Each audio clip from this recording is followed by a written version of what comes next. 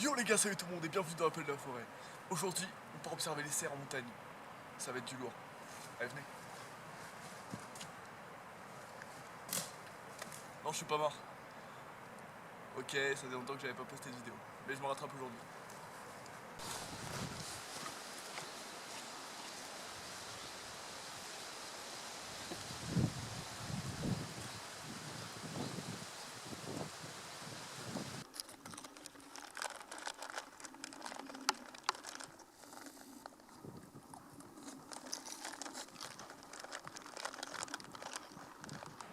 Donc là, on va aller se mettre sur une zone au-dessus de la forêt en fait, vraiment limite forêt alpage, pour pouvoir observer les cerfs dans cette période du brame du cerf. Excuse-moi, c'est quoi le brame du cerf? En fait, le brame du cerf, c'est la période de reproduction. Et en fait, il va gueuler, il va émettre des cris assez puissants et on va pouvoir l'entendre vraiment de très loin. Et il va faire ça pour dire aux autres que ici c'est son territoire et qu'il ne faut pas le déranger. C'est une période très cruciale pour lui, il ne faut pas le déranger, ok? D'accord, on y va? Ouais, on y va, allez. Allez.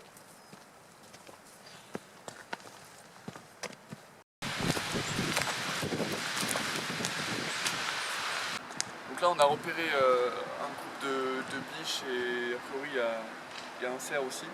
Puis on en a vu plusieurs autres, il y a quand même pas mal d'animaux là-haut. On va approcher, mais là c'est vrai qu'il reste encore pas mal de temps de marche.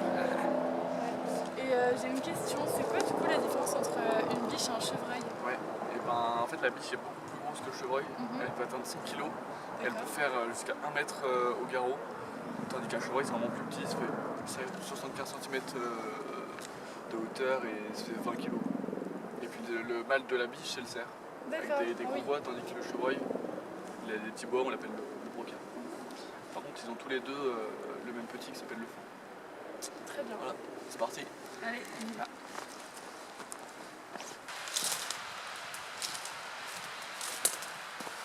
voyez, ça c'est un bon indice de présence du cerf. En fait, il est venu écorcer l'arbre. Je pense qu'il a mangé en fait les écorces de l'arbre. Et on va voir aussi sur d'autres arbres, en fait, il l'écorce avec ses bois pour marquer son territoire. Pour dire aux autres cerfs qu'il ne lui pas trop.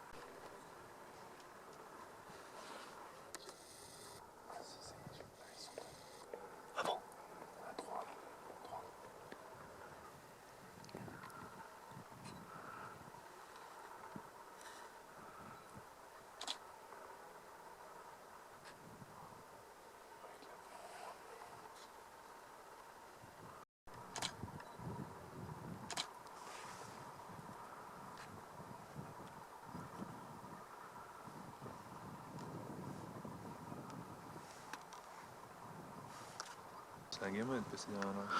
Il y a 4 biches quand même. Il y a 4 biches. Ouais. Il se met bien.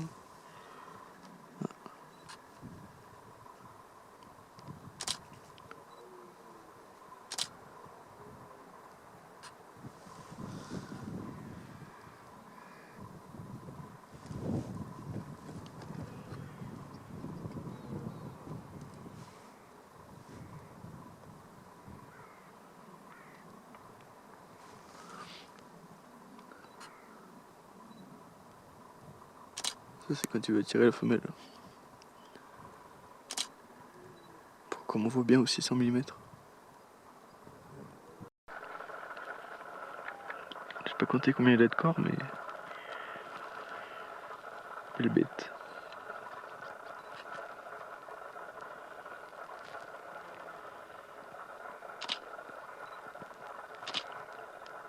Oh là là, il est tellement imposant.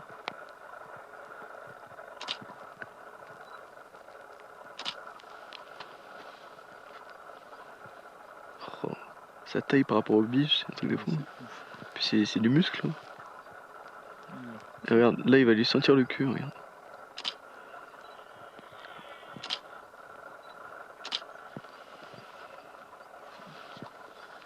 Ce guetteur, il veut lui péter le cul. C'est ça.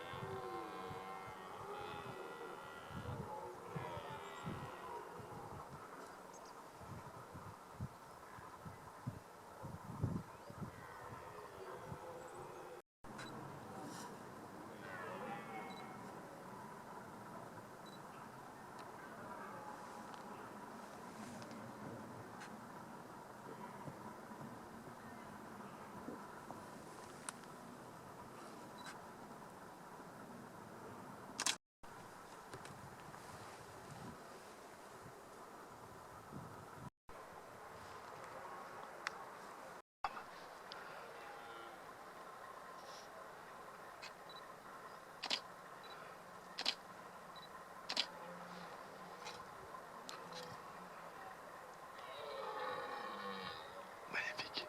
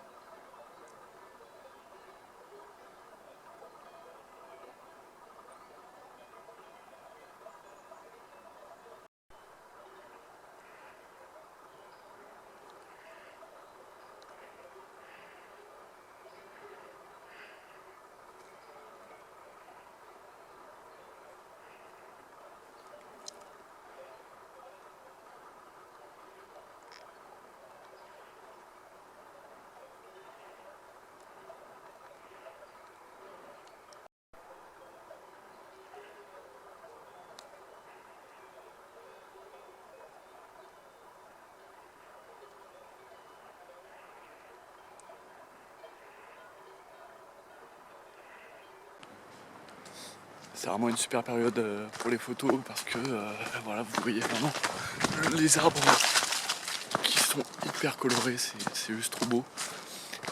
Et oui, j'ai failli me gameler. Et sinon, c'est vrai que pour le brame, le cerf d'habitude il reste quand même très très discret, il reste difficile à voir. Et là, avec cette période de reproduction où il brame beaucoup, il va être plus facilement localisable. Et on va arriver à le voir plus facilement, mais ce n'est pas pour autant qu'il faut foncer sur un cerf qui brame. D'une part ça peut être dangereux et d'autre part forcément ça va créer du dérangement et c'est ce qu'il faut à tout prix éviter. Il faut vraiment privilégier l'affût et pas du tout l'approche, surtout dans des domaines montagneux où bah, tout simplement ils se mettent là-haut parce qu'ils sont tranquilles, donc s'il y a du dérangement ils ne viendront plus. Et après s'ils sont dans les forêts, ben niveau photo c'est râpé parce que dans les forêts moins de lumière et puis vous connaissez la suite. Allez, j'espère que cette vidéo vous aura plu, moi je vous dis à la prochaine. D'ici là, portez-vous bien et abonnez-vous, ça me ferait super plaisir. Salut!